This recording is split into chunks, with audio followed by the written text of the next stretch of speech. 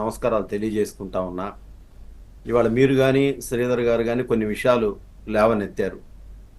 చంద్రబాబు నాయుడు గారు కూడా మొన్న ముఖ్య నాయకులతో టెలికాన్ఫరెన్స్లో మాట్లాడారు.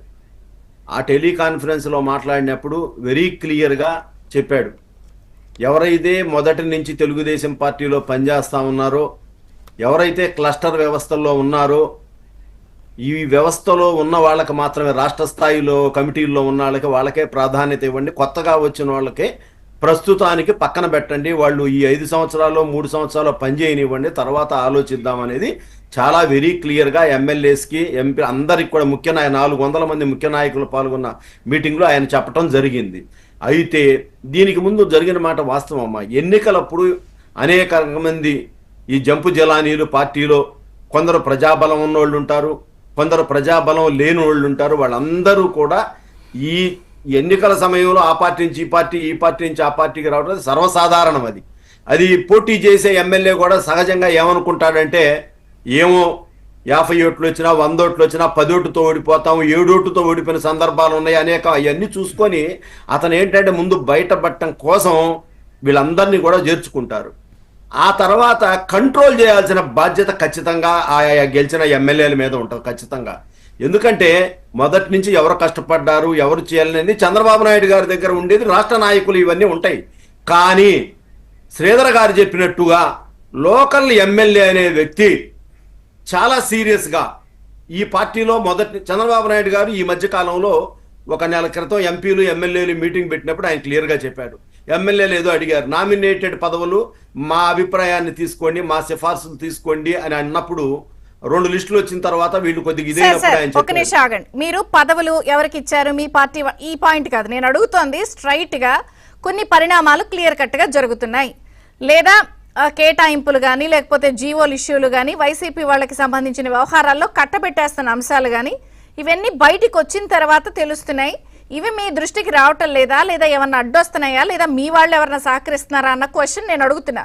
మీకు పదవి వచ్చిందా, మీ కార్యకర్తకు పదవి వచ్చిందా, ఈ పక్కన పెట్టండి. ఈ కాదు, ప్రజలు చూస్తున్నప్పుడు ఖజానాకి నష్టం, ఏ విధ్వంసం అయితే జరగకూడదని ప్రజలు భావించారో ఆ విధ్వంసం మళ్ళీ తెర వెనుక వాళ్ళ రూపంలో జరుగుతోంది అన్న దానికి సమాధానం చెప్పండి.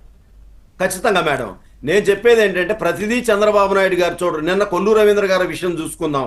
అలానే నిన్న వైఎస్కి జగన్మోహన్ రెడ్డికి వరుసకి సోదరుడైనటువంటి ముగ్గురాయి కట్టబెట్టడం, ఇది ఎక్కడ తప్పు జరిగిందంటే ఆ అధికారుల అత్యోత్సాహం.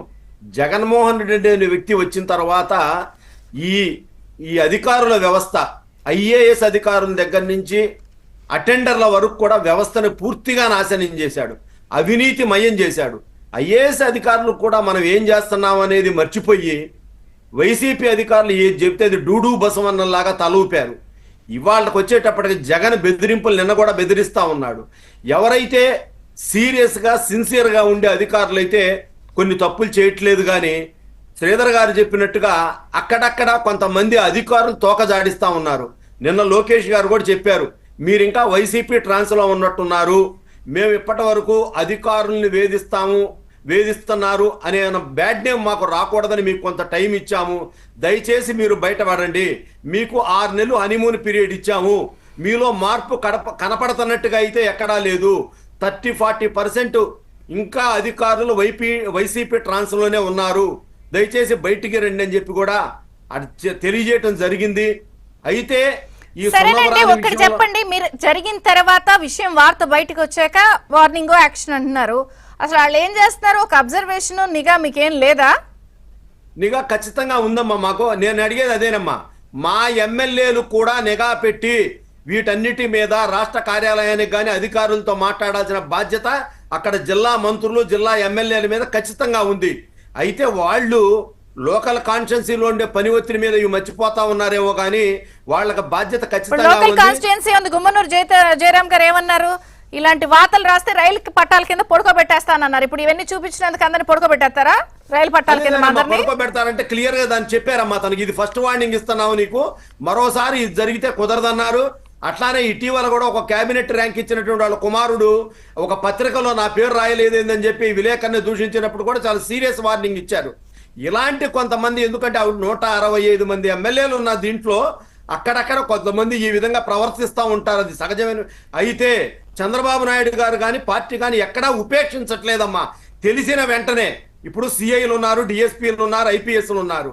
వీళ్ళందరి మీద కూడా ఇప్పుడు ప్రతిదీ day to day Chandrababu Naidu గారు చూడరు, అసలు లోకేష్ గారు మీ చూడరు. ప్రయారిటీస్ ఏంటండి? మీ అంశం